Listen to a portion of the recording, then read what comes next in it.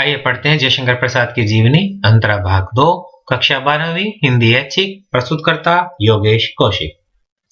जयशंकर प्रसाद का जीवन काल सन 1889 से 1937 तक रहा। पहले गुनगुनाते हैं उनकी कुछ पंक्तियां। मधुप गुनगुना कर कह जाता कौन कहानी यह अपनी, मुरझा कर गिर रही पत्तियां देखो कितनी आज घनी। इस गंभीर अनंत नीलिमा में असंख्य जीवन इतिहास, यह लो करते ही रहते हैं अपना व्यंग मलिन उपहास। फिर भी कहते हो कह डालूं दुर्बलता अपनी बीती, सुनकर क्या तुम सुख पाओगे देखोगे यह गागर रीति।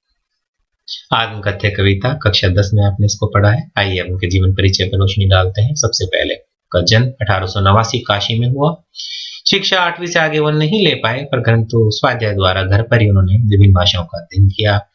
इतिहास, दर्शन, धर्मशास्त्र आदि के भी वो प्रकांड विद्वान थे। और जो उनका लेखन कार्य था, मूलतः वे कवि थे, लेकिन उन्होंने नाटक भी लिखे, उपन्यास, कहानी, निबंध और उच्च कोटि की रचनाएं की। सभी में छायावाद के जो 4 प्रमुख कवि थे उनमें से वो प्रमुख स्तंभ रहे। उनकी जो प्रमुख रचनाएं हैं वो इस प्रकार हैं। सबसे पहले उनकी काव्य कृतियों पर चर्चा करते हैं। चित्राधार उनका प्रारंभिक जो काव्य संग्रह आया, ब्रज भाषा और खड़ी बोली की रचना इसमें थी। इसके बाद कानन कुसुम, अब केवल खड़ी बोली में ही वो लिखने लगे। इस काव्य संग्रह सभी खड़ी बोली की रचनाएं हैं। फिर आई झरना। छायावाद का प्रारंभ कहते हैं झरना के प्रकाशन से ही माना जाता है और कवि के यौवन काल की रचना है। कर गई प्लावित तन मन सारा, एक दिन तब अपांग की धारा, हृदय से झरना बह चला। और झरना बह चला लेकिन ज्यादा नहीं बहा, जल्दी ही मिला कहां वो सुख जिसका मैं स्वप्न देख कर जाग गया। आलिंगन में आते आते मुस्कुरा कर जो भाग गया, यानी सुख जो है भाग गया। और क्या स्थिति हुई कवि की कि दुखों से घिर गया जीवन बहुत जल्द। बचपन में भी दुख से घिरे, शिक्षा प्राप्त नहीं कर पाए विधिवत, और फिर थोड़ा बहुत सुख आया और वो भी चला गया। जो घनीभूत पीड़ा थी मस्तक में स्मृति सी छाई, और दुर्दिन में वो आंसू बनकर आज बरसने आई।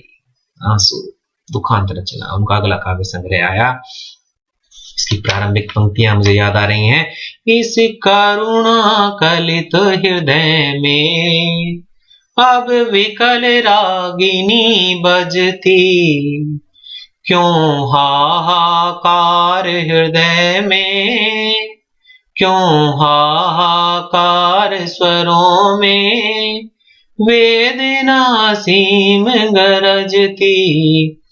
और इसके बाद कवि ने कोशिश की कि इससे निकला जाए और जीवन में एक लहर की कामना की जो आए और इन दुखों को खत्म कर दे। ले चल भुलावा देकर मेरे नाविक धीरे धीरे। मुक्त काव्य का संग्रह आया।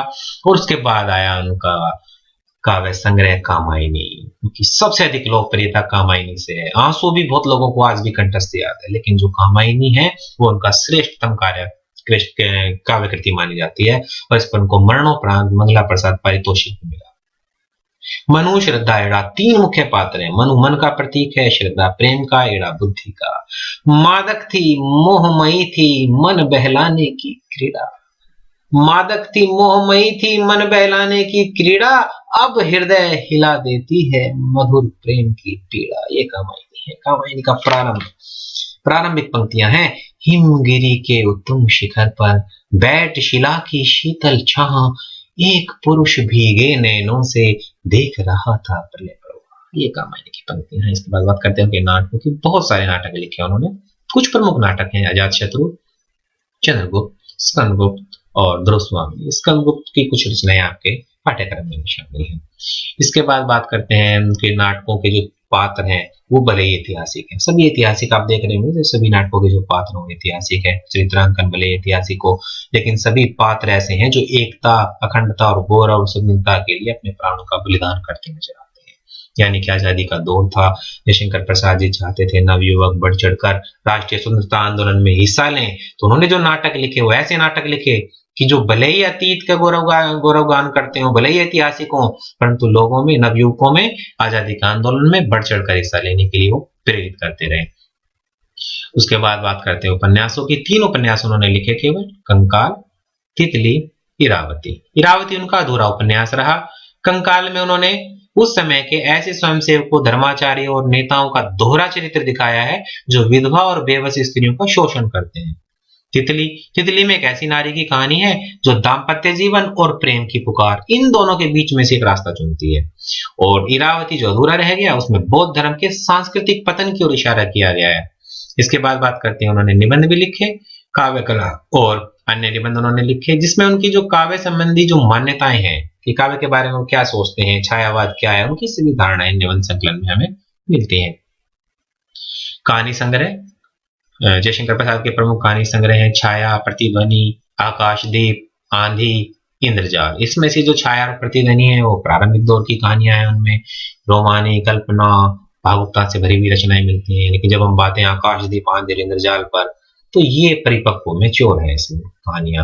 प्रेम का सूक्ष्म और द्वंदात्मक चित्रण में करती हैं, जीवन का वास्तविक संघर्ष दिखाते हैं। मुझे याद आ रही है उनकी आंधी की एक कहानी, जिसमें एक बलूच स्त्री की कहानी है जो कि प्रेम में धोखा खाती है और उसके बाद उनके मन में जो निराशा का अंधड़ उठता है, उसका बखूबी वर्णन उन्होंने किया है, बहुत खूबसूरत वर्णन। इंद्रजाल की एक कहानी है गुंडा, जिसका जो नायक है ननकू सिंह, वो हीरो ना होकर के एंटी हीरो है। और काशी का उन्होंने ऐतिहासिक घटना वहां से ली है, 18वीं शताब्दी के अंतिम की, 1781 के आसपास विरेन हेस्टिंग्स के समय की, और दिखाया है कि कैसे वो प्रेम में चोट खाने के बाद ननकू सिंह गुंडा ननकू सिंह में बदल जाता है। परंतु वो ऐसा एंटी हीरो है, ऐसा गुंडा है जो अपनी बात के लिए जान दे देता है, प्रेम के लिए बलिदान कर देता है। जिस वीरता जिसका धर्म है, जिस ठाकुर बोधिंग सिंह से उसकी ठनी हुई है, उसके लड़के की बारात जाती है तो खड़ा हो जाता है, कहता है मैं भी देखता हूँ बारात मुझसे निपटे बिना कैसे जाएगी। बोधि सिंह को जब ये बात पता चलती है तो संदेशा भिजवा देता है। वो कहता है कि अरे जब बाबू साहब यहाँ खड़े हैं तो दो दो समधियों की जरूरत क्या है। और देखिए वही ननकू सिंह जिसकी उसी बोधि सिंह से ठनी हुई थी, ये बात सुन करके उस बारात को लेकर के जाता है, खुद समधी बन करके, और विवाह का सारा खर्चा उठाता है। ये बहुत खूबसूरत कहानी उन्होंने लिखी। अब बात करते हैं उनकी साहित्यिक विशेषताओं की। सबसे पहले राष्ट्रीय जागरण का स्वर उनकी काव्य में नजर आता है, जो कि अन्य छायावादी कवियों के काव्य में विभिन्न दिखाई देता है। उनकी पंक्तियां हैं, हिमाद्री तुंग श्रृंग से प्रबुद्ध शुद्ध भारती, स्वयं प्रभा समुज्ज्वला स्वतंत्रता पुकारती, अमर्त्य वीर पुत्र हो दृढ़ प्रतिज्ञ सोच लो, प्रशस्त पुण्य पंथ है बढ़े चलो बढ़े चलो। देश प्रेम उनके काव्य में नजर आता है। देश प्रेम की कुछ पंक्तियां हैं, जिए तो सदा इसी के लिए, यही अभिमान रहे यह हर्ष, न्योछावर कर दें अपना सर्वस्व हमारा प्यारा भारत वर्ष।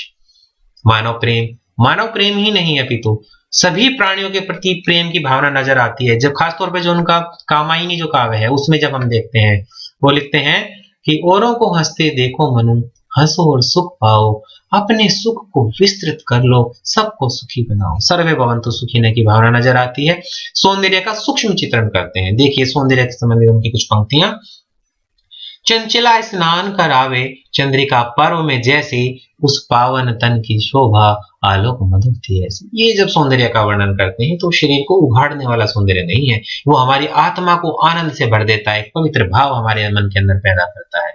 नारी के प्रति उदात्त भाव रखते हैं। और उनकी जो पंक्तियां हैं जो मैं आपके सामने प्रस्तुत कर रहा हूं, मेरे ख्याल से हिंदी साहित्य में नारी के विषय में कहेगी सर्वश्रेष्ठ पंक्तियां होनी चाहिए। नारी तुम केवल श्रद्धा हो, नारी तुम केवल श्रद्धा हो, विश्वास रजत नग पग तल में, पीयूष स्रोत सी बहा करो जीवन के सुंदर समतल में। बहुत खूबसूरत ये पंक्तियां। प्रकृति प्रेम भी उजागर हुआ है उनका, आपके पाठ्यक्रम में शामिल भी हैं ये पंक्तियां। अरुण यह मधुमेह देश हमारा, जहां पहुंचे अनजान क्षितिज को, मिलता एक सहारा। अरुण यह मधुमेह देश हमारा। देश के न केवल गौरव में अतीत का उन्होंने गुणगान किया है, कि तुम्हारे प्राकृतिक सौंदर्य को भी उन्होंने इसने अपनी पंक्तियों के द्वारा दिखाया है, वर्णित किया है। अब बात करते हैं उनकी भाषा शैली की। तो संस्कृत निष्ठ खड़ी बोली हिंदी का वो प्रयोग करते हैं, यानी कि खड़ी बोली परंतु संस्कृत मिली हुई। हिमाद्री तुंग श्रृंग से प्रबुद्ध शुद्ध भारती, इन पंक्तियों में जाहिर हो रहा है संस्कृत के शब्दों का प्रयोग किया गया है। छंद युक्त रचनाएं लिखी, एक आदि रचना उनकी छंद मुक्त भी है, जैसे कुशला की प्रतिध्वनि, परंतु ज्यादातर जो है छंद युक्त रचनाएं ही उन्होंने लिखी। आंसू में उन्होंने आनंद सखी छंद का प्रयोग किया। अलंकारों का बहुत सुंदर प्रयोग करते हैं। वो जब लिखते हैं, बीती विभावरी जागरी अंबर पन घट डूबो रही, तारा घट उषा नागरी, बीती विहंगरी जागरी। अंबर रूपी पनघट, तारा रूपी घड़े और उषा रूपी नागरी, रूपक का समा उन्होंने इसमें पंक्तियों में बांधा है। मम्मट ने जो 3 काव्य गुण बताए हैं, ओज, प्रसाद, माधुर्य, गुण मतलब जिनका ताल्लुक चित्तवृत्तियों से, उसमें से वैसे तो तीनों ही गुण मौजूद हैं, लेकिन माधुर्य गुण सबसे अधिक देखने को मिलता है। जहां पर श्रृंगार है, जहां करुण रस की बात होती है, वहां माधुर्य गुण होता है।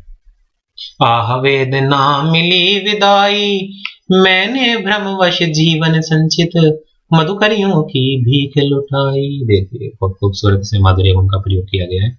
और उनकी जो प्रतीक योजना और बिंब विधान है वो बिल्कुल छायावादी काव्य के अनुरूप है। उनका एक उदाहरण हम देखते हैं।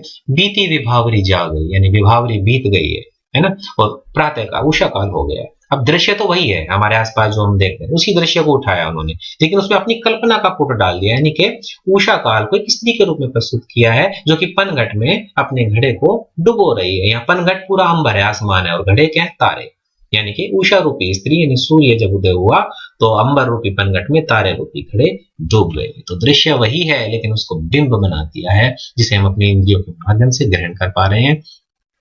आह वेदना मिली विदाई, स्मृति में खो जाते हैं लाइन पंक्तियों को पढ़ते।